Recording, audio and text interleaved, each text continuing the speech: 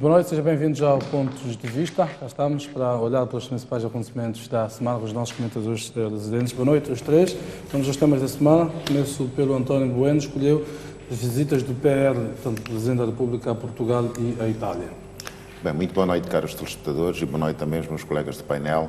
Eu escolhi este tema porque foi na semana passada em que o Presidente da República terá efetuado visitas de Estado a Portugal e à Itália, e no âmbito da diplomacia económica que nos tem habituado nos últimos tempos, e isto de facto trouxe ganhos palpáveis, até visíveis, à primeira vista, relativamente a alguns investimentos já garantidos para Moçambique. Por exemplo, relativamente a Portugal já estão guardados quase 400 milhões de dólares para investimento em Moçambique, e também quando esteve na Itália foi possível, dentro do âmbito do contacto havidos, quer com o governo italiano, quer também com empresários a nível do empresariado moçambicano e italiano, foi possível de facto garantir que nos próximos tempos teremos um voltado investimento em Moçambique, e isto vai catapultar grandemente aquilo que se pretende que seja o próximo desenvolvimento económico em Moçambique. Portanto, parabéns ao governo. Eduardo Nambureiro escolheu como assunto da semana uma reflexão sobre a ponte da Catembe. A quem é que ela serve? Bom, eu começo por agradecer a Deus pela saúde e pela vida e saudar os colegas aqui do painel, os telespectadores. Eu escolhi o tema, a ponte Maputo-Catembe, a quem é que ela serve como meu tema de semana, porque tenho constatado que esta ponte não está a ser usada por aqueles que tinham muita expectativa de usá-la. Tanto os residentes da Catembe, os residentes da cidade de Maputo, que certamente com a chegada da ponte havia muita expectativa, inclusive da dinamização da economia do outro lado da Bahia. Isto por causa dos custos. Certamente os custos da portagem que foi colocada lá não são suportáveis para muitos dos moradores da Catembe. Tenho visto, as pessoas vêm até a outra margem e parqueiam as suas viaturas lá, inclusive motociclos têm que pagar o mesmo custo que paga uma viatura, e acabam se fazendo para o lado da cidade ou vice-versa por outros meios e não pelos seus próprios meios, como forma de evitar pagar esse custo elevado da portagem. E isto nos chama a uma reflexão: se efetivamente esta ponte foi construída para servir os moradores de ambos os extremos, e ela não está a servir porque efetivamente esses utentes ou esses potenciais utentes têm muitas dificuldades para pagar os elevados custos desta ponte. E a pergunta que fica aqui é se efetivamente essa ponte está a servir aos residentes desses dois extremos como se esperava ou não. Muito bem, o Lutero Simão escolheu a quinta sessão da Comissão Política Nacional do MDN. Muito boa noite, meus colegas do painel, e assim também o nosso moderador. Sim, escolhi este tema, que é a realização da quinta sessão da Comissão Política Nacional do MDM, que teve lugar precisamente ontem na cidade da Beira, e esta reunião foi uma reunião histórica, tomando em conta que, de uma forma definitiva, o MDM reafirma-se no cenário da política nacional.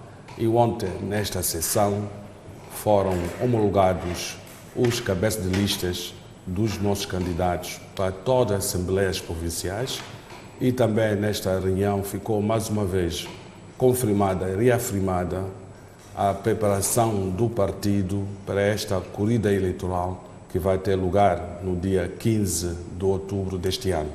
Por isso, o MDM já se preparou para esta batalha eleitoral. O MDM continuará a afinar a sua máquina eleitoral para que possa, de uma forma condigna e com dignidade, participar com firmeza e com uma certa maturidade neste processo eleitoral, e dizer aos moçambicanos de que estamos aqui para servir-vos, estamos aqui para dar a nossa contribuição para que possa viver a cada vez mais a nossa democracia.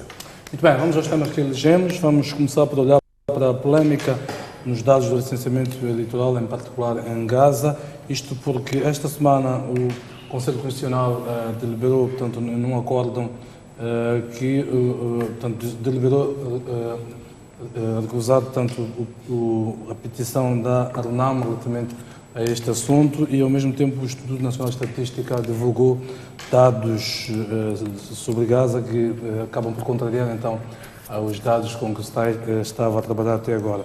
Muito objetivamente, os dados do Instituto Nacional de Estatística indicam que em Gaza temos 1.422.460 habitantes, dos quais 836.581 é que têm a idade,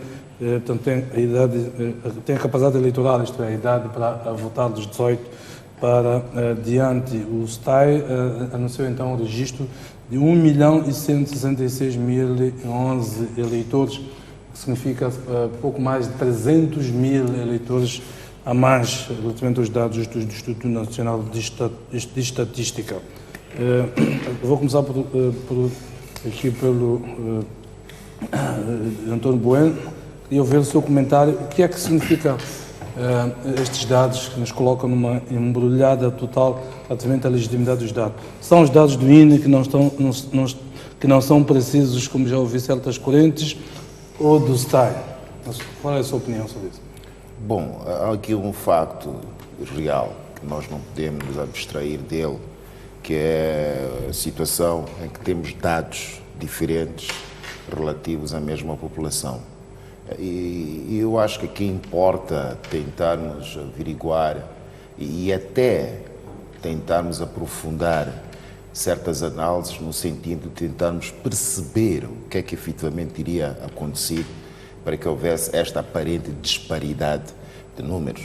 E esses estudos, essas análises mais profundas, não devem ser feitas no sentido de tentar justificar por que razão é que é um diferencial de quase 325 mil eleitores, habitantes, inclusive maiores de 18 anos, mas tentamos perceber de onde é que terão vindo esses 325 mil eleitores, que em princípio não havia previsão da sua existência. Agora, e também já tínhamos discutido isto grandemente relativamente aos números que tinham sido adiantados pelos órgãos eleitorais, que foi com base, como se disse na altura, com base no recenseamento da população, geral da população de 2007. E também parece que ficou notório que os dados usados para as províncias não foram os dados obtidos a nível do INE central, mas foram dados obtidos nas delegações provinciais, que me parece terá havido também alguma diferença de números entre os resultados obtidos a nível das delegações provinciais e os resultados obtidos a nível do INE central. Agora, mas é preciso também verificar se eventualmente não terão ocorrido fatores que terão influenciado determinantemente a que este número eventualmente fosse supostamente extrapolado. Porque é preciso verificar aquilo que é a dinâmica da movimentação interna das pessoas dentro do país. É preciso que os demógrafos, os estudiosos nestas movimentações internas tentem averiguar se não terá havido durante os últimos 2 anos algum movimento desusado de pessoas, eventualmente para a província de Gaza, e de qual a proveniência das mesmas. E também há alguns fatores externos que podem ter contribuído a que houvesse o número exagerado de pessoas em Gaza. Não nos esqueçamos, por exemplo, a crise económica na África do Sul determinou que muitas minas na África do Sul encerrassem, e isso pode ter contribuído a que muitos dos nossos concidadãos regressassem a casa, a maior parte deles da província de Gaza. E também o fenómeno da xenofobia na África do Sul pode também ter contribuído para que houvesse um êxodo anormal de nossos concidadãos para o nosso país, que significa que há vários fatores que poderiam ter contribuído a que houvesse, de facto, este aparente número excessivo de eleitores na província de Gaza. Agora, são fenómenos, naturalmente, que carecem de estudo, um estudo mais aprofundado e um estudo levado a cabo com isenção, com imparcialidade, mas, acima de tudo, com esta necessidade de nós percebermos por que razão é que se contesta tanto os 325 mil eleitores a mais na província de Gaza. Porque só assim, efetivamente, é que nós poderemos saber o que é que realmente aconteceu. Eduardo Lambrado, eu ouvi a sua opinião, sendo certo que os mineiros moçambicanos na África do Sul são de Maputo, de Gaza, de Inhambane, de Sofala e tal. E um dado curioso naquilo que são os números do Instituto Nacional de Estatística é que há uma constância em todo o país, menos precisamente em Gaza. Portanto, na relação entre os números que foram dados aos órgãos eleitorais, da população com capacidade eleitoral e daqueles que se foram recenseados. Portanto, o único círculo eleitoral onde os números extrapolaram aquilo que é o universo é precisamente Gaza. Só para deixar. Olha, nós já discutimos bastante sobre isso e dissemos muito antes desta polêmica chegar a este nível de que em Gaza havia um problema muito sério e que o problema que se colocava em Gaza era um problema propositado, com o objetivo muito claro de extrapolar os mandatos para aquela província no sentido de favorecer um determinado partido que sente gozar de alguma simpatia naquela província. Procurar argumentos hoje para justificar por que há este aumento de 300 mil habitantes, ou melhor, 300 mil eleitores na província de Gaza, nem olhando para o caso de xenofobia. Xenofobia não começou agora, já tivemos várias situações dessas no passado. Mesmo que em Gaza tivesse descoberto um Eldorado, o Instituto Nacional de Estatística teria registrado este movimento de pessoas de outros sítios para a província de Gaza, mas não há nenhuma dessas situações que possa justificar isto. E nós sempre dissemos aqui que o órgão credenciado e acreditado para poder fornecer estatísticas vitais e que nós devemos acreditar é o Instituto Nacional de Estatística. O STAI não tem competência nenhuma para falar sobre demografia deste país. Não tem competência nenhuma para falar sobre estatísticas vitais neste país. O que o STAI tem que fazer, ou o que devia ter feito, era perguntar ao Instituto Nacional de Estatística, que é o órgão com as credenciais para poder fornecer as estatísticas vitais, qual é a população com capacidade para ser eleitor na província de Gaza. E isso o Instituto Nacional de Estatística fez. A pergunta aqui é por que o STAI ignorou as projeções que foram feitas pelo Instituto Nacional de Estatística e foi fazer as suas próprias projeções. Porque aqui é onde está o problema. Qual era o propósito do STAI de ignorar aquilo que o Instituto Nacional de Estatística disse, que este é o universo possível de eleitores na província de Gaza? No entanto, o STAI foi inventar os seus números. Leva-nos aqui à conclusão, como dizíamos antes, em Gaza não existe este número que o STAI anunciou. Foram recenseadas pessoas que não existem. Se é que existem, são crianças menores de 18 anos. E a justificação aqui será que nas próximas eleições nós vamos ouvir que em Gaza houve um elevado índice de abstenção. Não será abstenção nenhuma, é porque não existem as pessoas que o STAI diz que deverão ir lá votar. Agora, a questão que se coloca é como é que nós podemos continuar a acreditar numa instituição como esta, que deliberadamente, depois de ter recebido notificação do Instituto com as credenciais para tratar dessas matérias, eles preferiram ignorar e fazer coisas que só eles é que sabem qual é o objetivo, mas claramente todo mundo, já ninguém duvida de qual é o papel do STAI nesta trama toda, é criar favorecimentos para um determinado partido.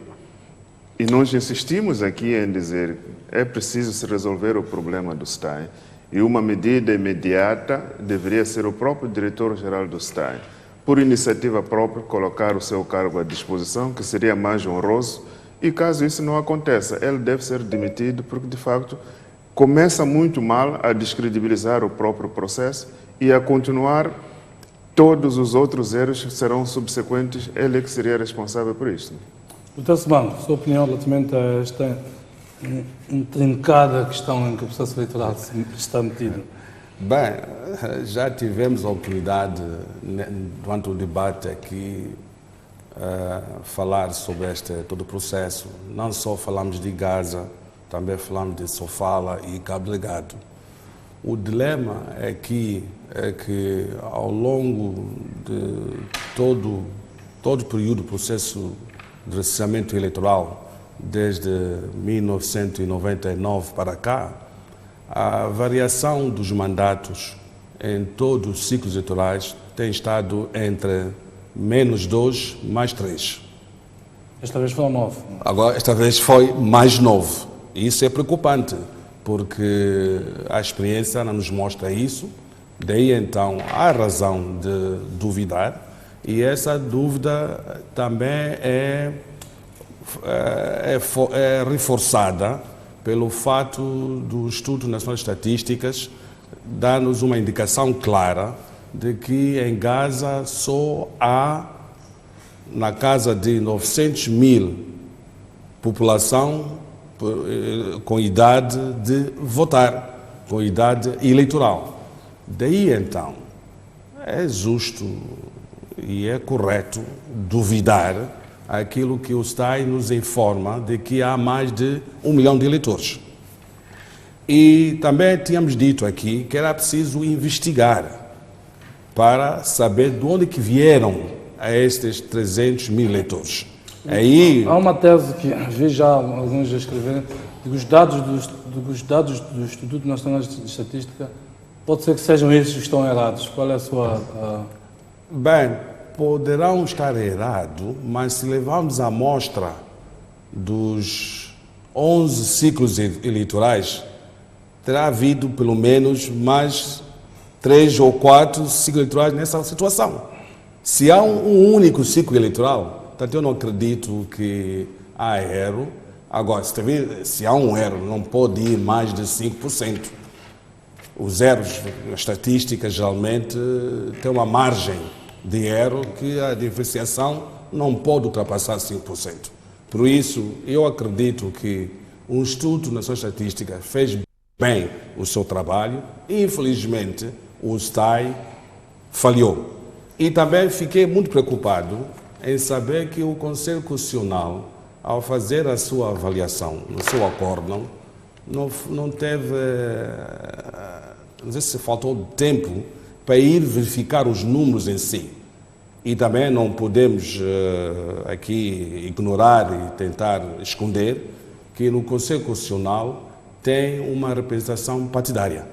Estão lá os 2 partidos, a Frelimo e a Renamo, e também na CNE, é verdade, estão lá 3 partidos, mas o Conselho Constitucional terá havido ou faltou o tal chamado voto vencido.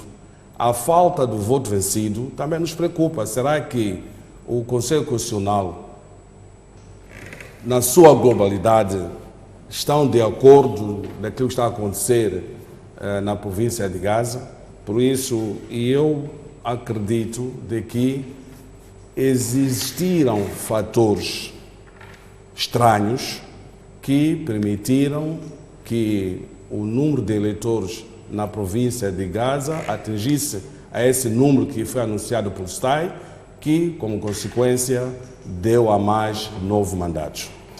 Muito bem, o doutor já falava aqui na questão do acordo do Conselho Constitucional, eu queria trazer aqui a colação este acordo. O Conselho Constitucional, no seu acordo, basicamente recusa-se a conhecer o mérito da questão que foi levantada pela RENAM, portanto, alegando a extemporaneidade da petição da RENAM, em obediência àquilo que chama o princípio da preclusão, que também se chama princípio da aquisição progressiva. Ou seja, quando passa uma determinada fase sem que haja uma reclamação a determinados atos, encerrar dessa fase ou passar-se para a fase seguinte, portanto, já não é possível reclamar-se dos atos, portanto, consideram-se atos consumados pelos atos anteriores e não é possível reclamar deles. É na prática o que diz este princípio da aquisição progressiva, e que a RENAM devia ter reclamado tanto dos dados de Gaza na deliberação da Comissão Provincial de Eleições de Gaza e não na deliberação da Comissão Nacional de Eleições. Portanto, são, mais uma vez, as questões formais que fizeram com que não conhecesse isto. Aqui o António Bueno, relativamente a esta posição do Conselho Constitucional, alguém chamava-me a atenção ontem sobre um detalhe, sobre uma posição doutrinária de Jorge Miranda, que é um grande constitucionalista português, a grande referência para o direito moçambicano, e fui lá ler num dos livros dele sobre o direito eleitoral, que ele diz que o princípio da preclusão ou aquisição progressiva, ele pode ser derogado sempre que o interesse público se justifique. Queria ouvir a sua opinião sobre este assunto. Ok. Mas eu gostava primeiro de voltar à questão anterior e de facto, o Simango até levantou aqui um aspecto importante que já havia também abordado sobre o mesmo, que é a necessidade de se investigar, de se averiguar com isenção, com imparcialidade sobre o que é que efetivamente teria acontecido na província de Gaza. Porque também não podemos deixar de lado que tanto a filosofia para o recenseamento da população é diferente da filosofia que está por detrás do recenseamento eleitoral. Por exemplo, só em termos de dados, por exemplo, nas eleições autárquicas no ano passado e na província de Gaza, em 5 autarquias foram recenseados 569.282 eleitores, só em 5 autarquias. E a província de Gaza tem 17 distritos. O que estamos a dizer, com as projeções do INE, estamos aqui a dizer que só deveriam ser recenseados em 2019 267.299. O que estamos a dizer que 12 distritos da província de Gaza têm 267.299 pessoas com mais de 18 anos. Será isso a verdade? Embora os dados do recenseamento autárquico, eu nunca lhes dei credibilidade. Por quê? Por causa da delimitação dos espaços. Dos espaços. Por exemplo, Boan. Quando há eleições autárquicas, há uma zona que é autarcizada, mas aquela parte da interseção de Matolari e companhia e tal, não é uma zona autarcizada. Certo. Aquelas pessoas, o que é que elas fazem? Vão recensear-se. O exemplo concreto, os dados, por exemplo, das eleições autárquicas, num recenseamento autárquico de Boan, nunca traduzem a verdade. Eu digo o exemplo de Boan, eu conheço muito bem, tenho casa lá, e nos momentos das eleições havia mesmo uma dificuldade de delimitar até onde vai, portanto, a parte considerada municipal, quem se pode recensear ou não se pode recensear. Mas para o recenseamento eleitoral deste ano houve atualização desses dados, o que significa que as pessoas já eventualmente tivessem recenseado na autarquia, desta vez não se recensearam novamente. A atualização neste momento é apenas para as pessoas que não se tenham recenseado em 2018. Mas esses números também mantêm-se, mesmo, também para a província de Gaza. Faz mais sentido analisar os dados deste recenseamento do que das autárquicas na nossa realidade. Também, enquanto não tivermos uma autarcização, toda ela, vamos ter sempre gente que vende espaços não autarcizados a ir licenciar-se. Eu estou a falar de uma coisa concreta que eu conheço. Sim, mesmo com os dados de 2019, se fôssemos a somar, por exemplo, os números dos 5 municípios da província de Gaza e retirássemos eventualmente os distritos que não tiveram eleições no ano passado, nós veríamos uma diferença de 267 mil, que não corresponde à verdade. Sabendo que desta vez, de 2019, foram inscritos 569. Exato, 569 mil eleitores. Então, há aqui muita matéria de estudo, de investigação, que os especialistas na área, eu acho, devem, atualmente, ter a obrigação de se debruçar sobre essas matérias, de modo a que possam trazer dados corretos e que possamos todos nós ficar confortáveis com a informação produzida por essas duas entidades. Sendo que também esta informação só foi prestada, segundo o website do INE, no dia 25 de maio. 5 dias antes de terminar o processo eleitoral. Então não era possível fazer projeções com base em informação prestada uma semana antes de terminar, 5 dias antes de terminar o processo eleitoral. A informação que eu tive do STAI, eu tive aqui um dos diretores do STAI, é que antes do início do licenciamento, o Instituto Nacional de Estatística deu as projeções do STAI e no dia 25 de maio deu já os dados definitivos. Ok. Bom, agora indo àquilo que é relativamente ao recurso interposto pela RENAM, ao Conselho Constitucional, quer dizer, regra geral, quer dizer, que os atos a serem praticados devem ser sempre em respeito ao que a lei estabelece. E esta questão da reclamação prévia como condição sine qua non para se poder recorrer ao Conselho Constitucional, a nível da lei eleitoral já foi suprimida. O que significa que já não está este dispositivo na lei eleitoral. Exato. E que significa que pode-se recorrer a qualquer momento e até no final do processo ao Conselho Constitucional. Mas neste caso do recenseamento eleitoral, esse princípio não foi retirado, mantém-se. O que significa que todos os atos que qualquer cidadão, qualquer partido ou associação de cidadãos entender que terá sido praticado um ato ilícito ao processo de recenseamento, deve, a qualquer momento, 3 dias depois de qualquer decisão tomada nesse sentido, interpor a devida reclamação e, no caso de não ser atendida favoravelmente, poder recorrer, inclusive, até, em última instância, ao Conselho Constitucional. Neste caso, não foi o que aconteceu.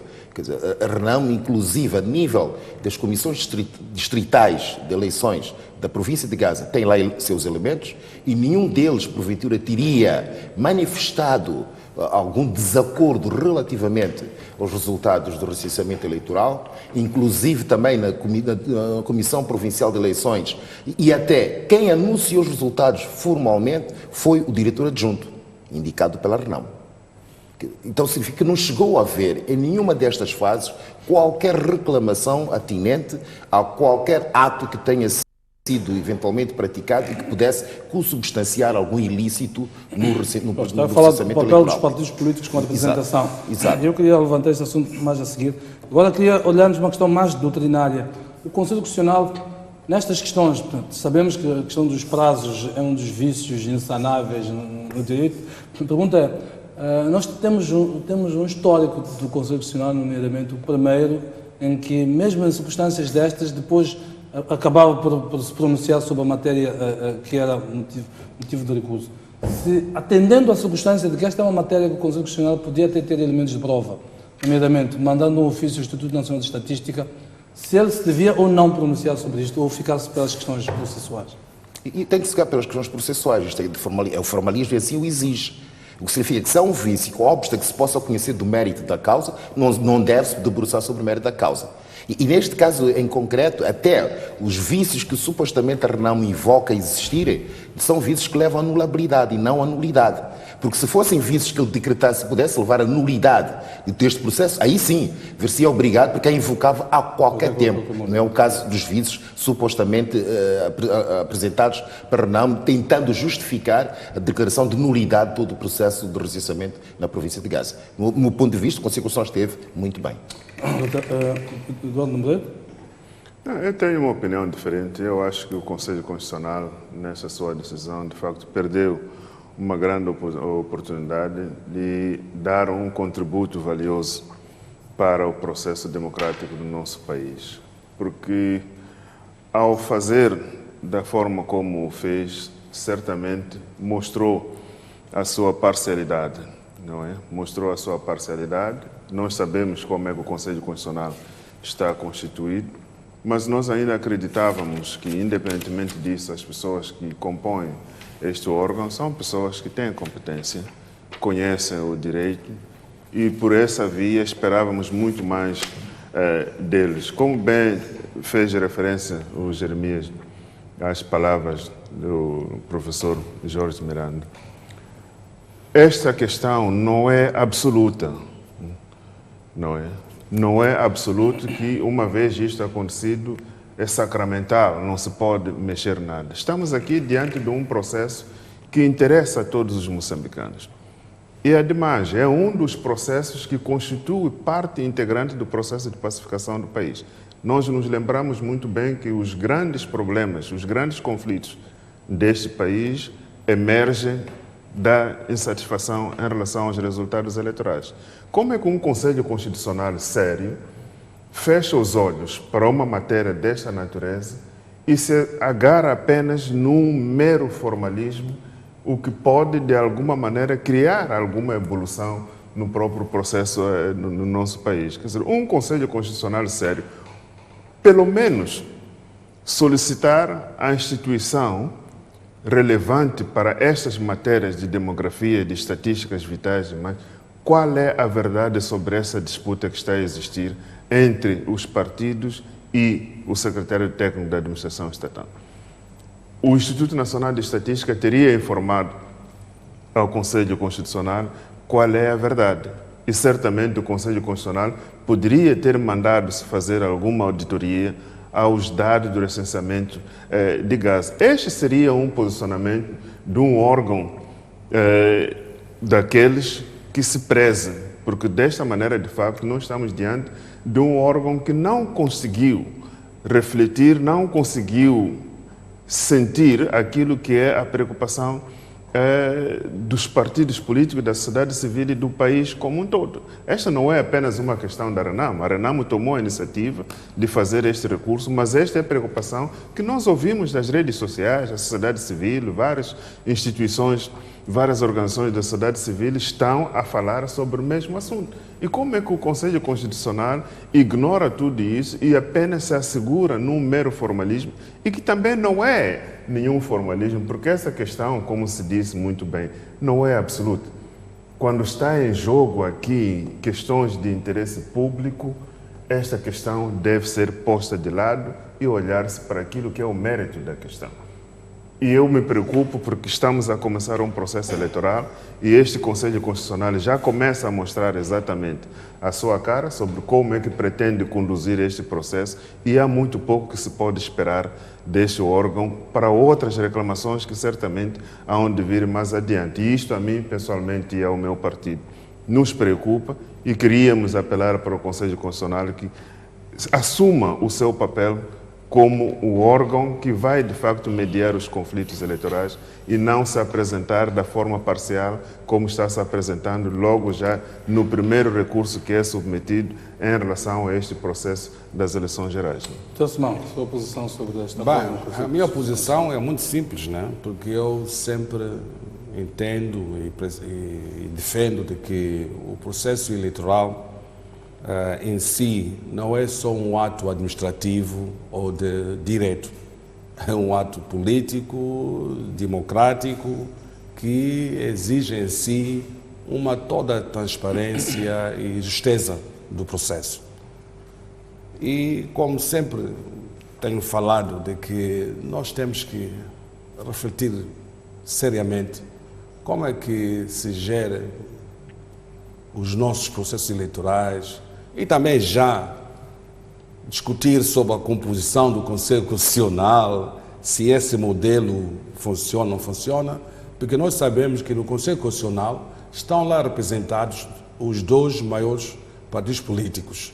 E eu esperava que do segundo partido, lá o seu representante, tivesse a coragem de ter um voto vencido, o que não aconteceu. Se não fez o voto vencido, ele como jurista e homem de direito, eu penso tem as suas razões. Por isso, para mim, como eu disse logo no princípio, é que o processo eleitoral em si não é só um processo administrativo ou de matéria de direito. Por isso, eu esperava também que o Conselho Constitucional mandasse a investigar. A não investigar significa que não teremos nenhuma conclusão.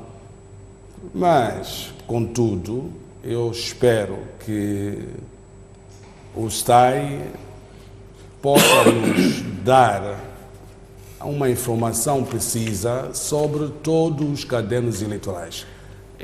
Eu penso que o STAI devia ganhar a coragem e colocar todos os cadernos eleitorais da província de Gaza à exposição ao público.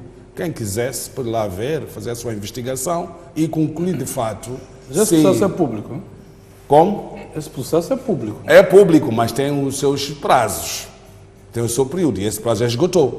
Agora o STAI pode reabrir o processo e dizer que quem quiser pode ir lá ter acesso aos cadernos eleitorais, quem quiser investigar poderá fazer, e é provável que uma ou duas pessoas possam ter essa amabilidade de ir para o local e fazer a sua investigação. Mas que fique claro de que, como eu disse também, que neste todo o processo de recebimento eleitoral, a variação dos mandatos tem sido menos 2 a mais 3. Portanto, surgindo mais 9 mandatos, é motivo e uma razão de questionar. E nós agora estamos a questionar, e ao questionar tem que aparecer respostas. E infelizmente não está havendo resposta convincentes de que esses 9 mandatos correspondem de fato e na verdade. Então, Bueno, queria dizer, em face disto, em nome da credibilização do processo, temos 2 instituições do Estado que fazem serviço público, o INE, o STAI, com dados contraditórios que afetam, pelo menos do ponto de vista da imagem pública, a credibilidade deste processo.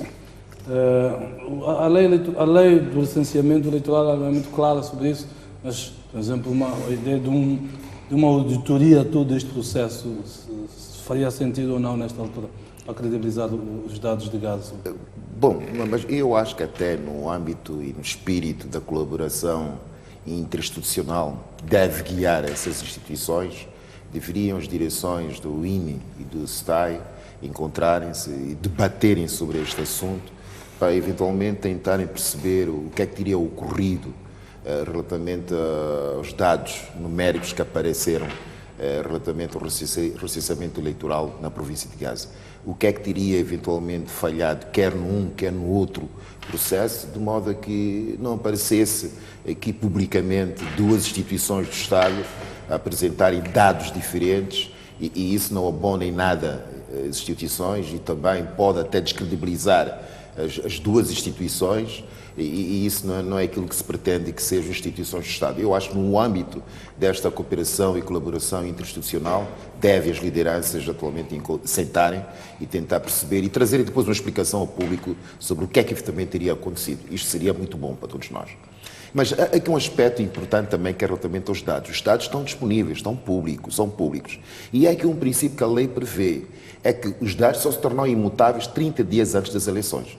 O que significa, se porventura há provas e há testemunhos, de facto, de pessoas que foram indevidamente recenseadas, as pessoas podem reclamar, podem levar esses dados à administração eleitoral, que podem alterar os cadernos eleitorais, a qualquer momento, antes, evidentemente 30 dias antes das eleições. As pessoas estão disponíveis as instituições estão disponíveis para esse efeito. Mas também que é um aspecto importante que é preciso ressalvar, é que o recenseamento eleitoral é biométrico. Agora, tentar eventualmente recensear pessoas inexistentes, não percebo como é que isto poderia se processar. Era necessária a presença física da pessoa e tirar as impressões digitais das pessoas. E só assim é que se pode emitir o cartão de eleitor.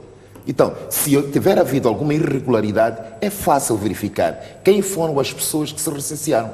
E por aí, eventualmente, até impugnar o próprio recenseamento dessas pessoas em concreto que tenham se recenseado fora daquilo que são os ditames da lei. Eu colocava esta pergunta porque a lei, como dizia o Bueno, ela permite a eliminação dos eleitores que estão indevidamente inscritos.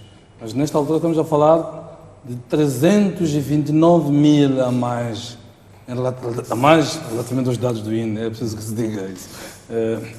O que significa que para eliminá-los era preciso apontar um a um que este não existe, aquele existe, aquele, enfim, que é um processo altamente complexo.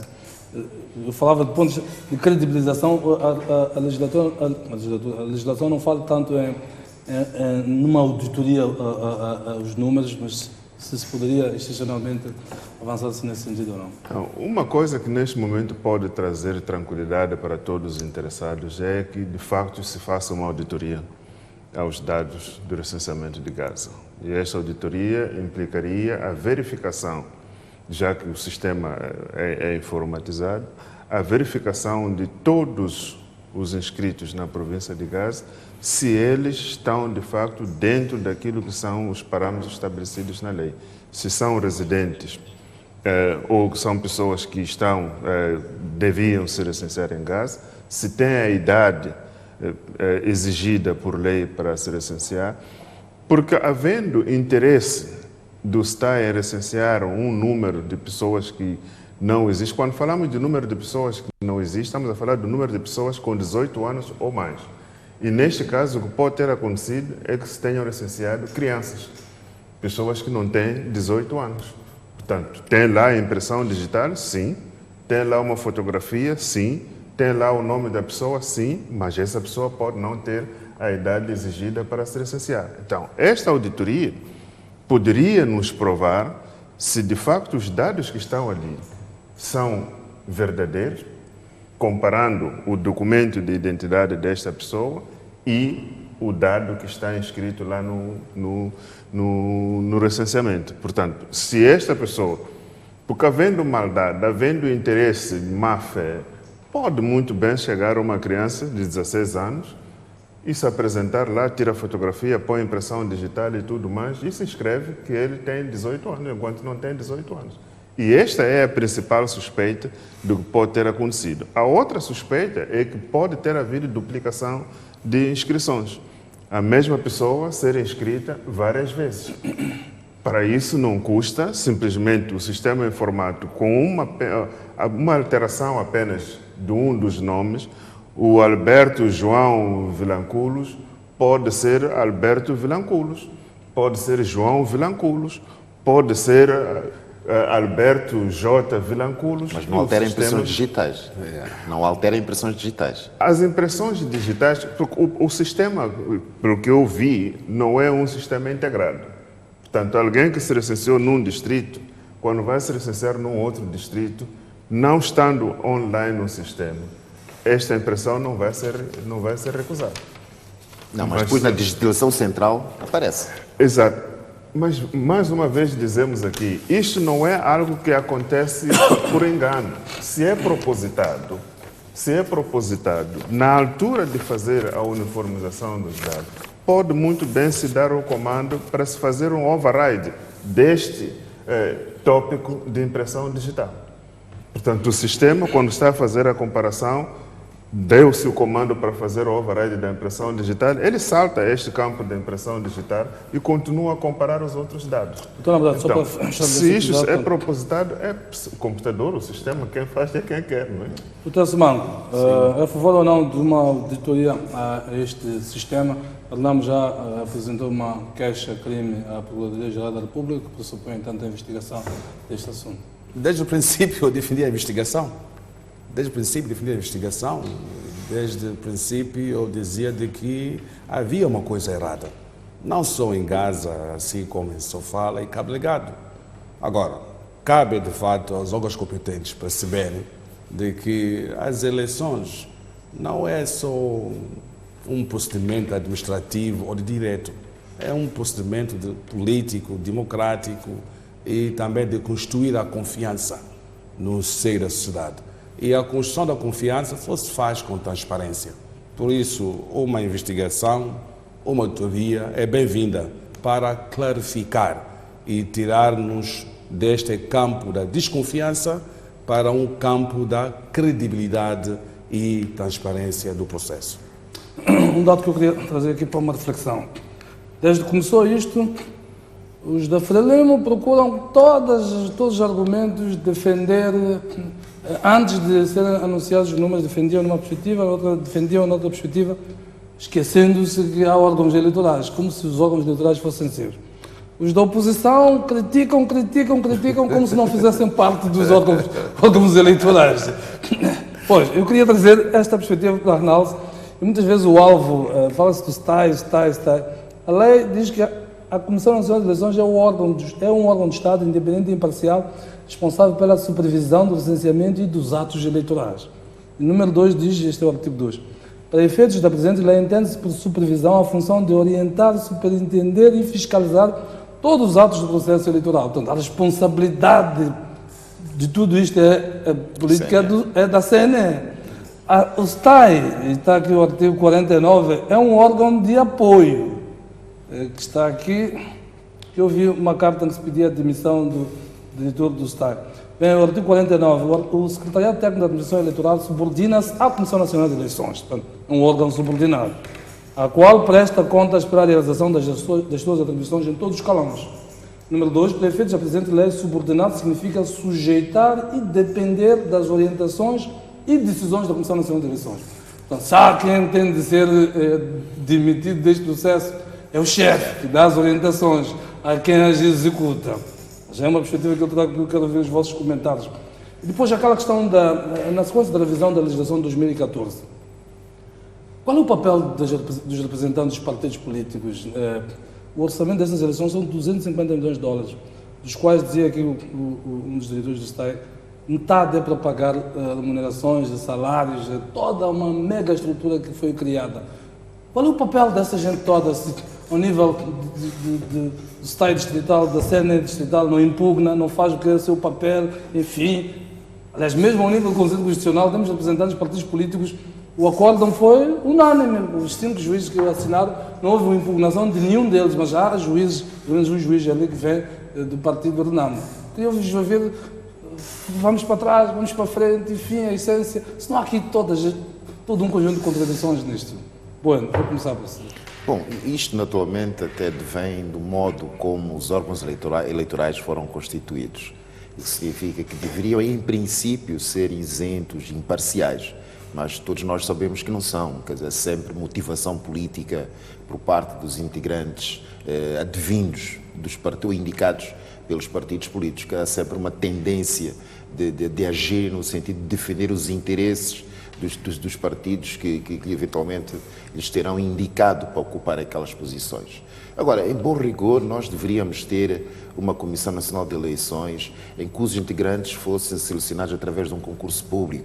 Se escolhesse uma entidade recrutadora de pessoal e que procedesse à seleção das pessoas que apresentassem um CV à altura de ocuparem aqueles cargos, aí sim nós teríamos eventualmente uma CNE mais isenta, mais imparcial e poderia efetivamente... Uma CNE independente e imparcial, como vê no artigo 2 Exato. da lei da CNE. E poderia-se garantir que isso eventualmente acontecesse. Agora, exigir-se apenas a demissão do diretor-geral do SETAI, a mim não faz nenhum sentido.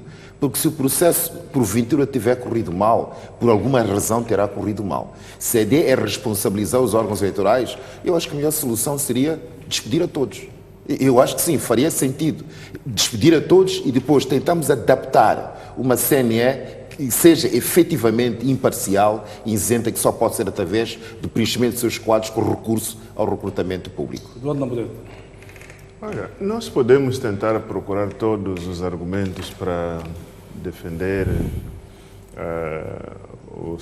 os problemas não começam apenas com a divulgação desses resultados. Nós nos lembramos dos painéis solares, nos lembramos dos computadores que não funcionavam, das impressoras que faltava tinta, que faltava papel, que as pessoas iam recensear, depois não saía o cartão, tinha que voltar.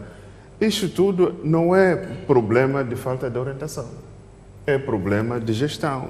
E numa sociedade normal, a pessoa que é responsável por isso, quando as coisas não acontecem, ele assume a responsabilidade em nome do seu coletivo e diz, olha, eu falhei e coloco o meu cargo à disposição, saio porque eu não consegui cumprir aquilo que eu devia ter cumprido.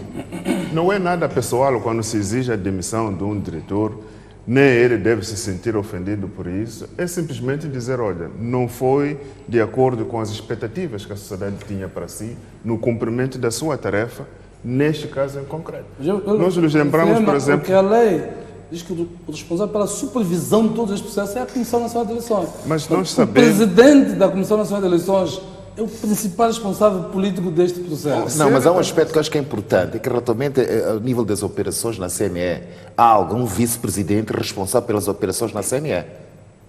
Se nós tivéssemos que atribuir responsabilidade do curso do processo de recenseamento, tínhamos que ver quem, a nível da CNE, tinha especial responsabilidade de garantir que as operações todos de recenseamento corressem de feição.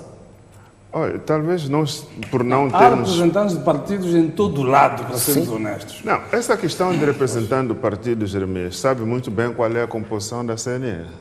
Em muitas ocasiões, os membros independentemente da maioria ou da minoria. Não, o que acontece é que a minoria, depois ela... Há mecanismos criados de procedimentos de votos vencidos, de impugnação no momento. Isto não está a acontecer. Eu estou a levantar porque isto não está a acontecer. Isto tem relevância, Jeremias. Nós vimos há poucas semanas que os representantes da RENAMO na CNE tiveram que fazer uma conferência de imprensa à margem da conferência de imprensa que a própria CNE Mas deu. este aqui é um jogo político. Exatamente, para te dizer que isto acontece, mas não tem tido. Mas este é um jogo político, tem de ser feito ao nível do Estado distrital, da CNE distrital, até o nível. Isto é feito, mas a força da maioria que não quer seguir aquilo que são os procedimentos normais para que o processo seja credível, faz essa imposição de que nós temos a maioria, mesmo contra tudo que seja verdade, vão votando mas, contra. Por exemplo, foi isto esta não é a questão. Com que dizemos membros da RENAM, do MDM, em Gaza, na deliberação da Comissão Presidencial de Eleições, não impugnassem aquela deliberação que validou estes resultados. Mas isto não impede que, ao nível da sede, o que foi feito, o recurso para a impugnação daqueles resultados fosse feito. Mas eu E pergunto- isto foi feito. E mais uma vez, se nós tivéssemos um Conselho Constitucional que fosse imparcial, ele teria conhecido desta matéria e teria mandado averiguar o que efetivamente aconteceu em Gaza. Mas porque também no Conselho Constitucional está lá uma maioria de um partido que também busca, através da promoção desse partido, a renovação dos seus mandatos ou a manutenção das suas posições no Conselho Constitucional, certamente iriam fazer isso. Olha, a Renamo tem estado a fazer a sua parte. Não sei dos outros partidos o que fizeram quando isto aconteceu, mas nós submetemos os recursos quando tivemos que submeter, nós seguimos os caminhos legais, porque consideramos este um assunto também criminal, submetemos uma queixa-crime à Procuradoria-Geral da República. Portanto, eu não sei o que é que as pessoas podem esperar mais da Renamo, porque a Renamo está a fazer o que está na lei e está a insistir que o problema seja resolvido pelas vias legais. Já estamos com pressão de subtempo, deixa eu ouvi-lo rapidamente. Bem, eu vou ser muito rápido. Eu penso que nós temos que olhar para frente e caminhar para o futuro. Aqui há elementos negativos ou elementos nocivos que nós temos que eliminar. Nós não podemos ignorar que no nosso país ainda persiste aquele espírito de partido-Estado dominante. Enquanto prevalecer esse espírito do partido-Estado dominante, nós vamos ter muitos problemas nos processos eleitorais. Agora estamos a caminhar para o processo de votação. Eu tenho conhecimento que há um recrutamento massivo de professores para serem agentes eleitorais no dia de votação. Tanto o Estado cria um compromisso com o funcionário do Estado, a dizer, se tu queres sobreviver aqui, tens que ser presidente da mesa de votação e defender a nossa bandeira. Portanto, esse é um elemento nocivo, número 1, tem que ser eliminado. E o número 2 é a questão da partidização das nossas instituições públicas. Infelizmente, quando o meu partido se meteu no Parlamento uma proposta concreta, que é preciso eliminar esses atos, as duas bancadas chumbaram. Portanto, nós precisamos de ter instituições públicas ou do Estado não partidárias. E, por último, enquanto prevalecer a falta de confiança nos processos, nós sempre vamos ter problemas. Então, eu penso que nós temos que dar uma volta, de tal maneira possamos criar um ambiente de confiança. Havendo esse ambiente de confiança, a tua questão fica resolvida. Não será necessário que os partidos políticos estejam presentes nos órgãos eleitorais. Íamos recorrer às pessoas profissionais, às pessoas competentes e capazes de garantir um processo transparente e cada vez mais justo.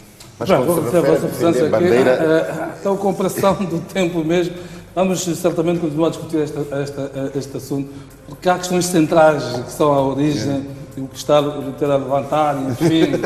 O Estado está, as órgãos eleitorais estão formal e legalmente partidarizadas. E temos que eliminar isso. 6/2013, de 22 de fevereiro, foi publicada pela lei, esta lei 9/2014, de 12 de março, é uma partidarização formal e legal. Portanto, E temos que foi eliminar feito. isso. Temos que eliminar. Pois, mas vamos Temos que discutir eliminar. certamente sobre este assunto. Vamos terminar por aqui em termos de pontos de vista. A próxima semana voltaremos então a encontrar-nos neste espaço. Boa noite.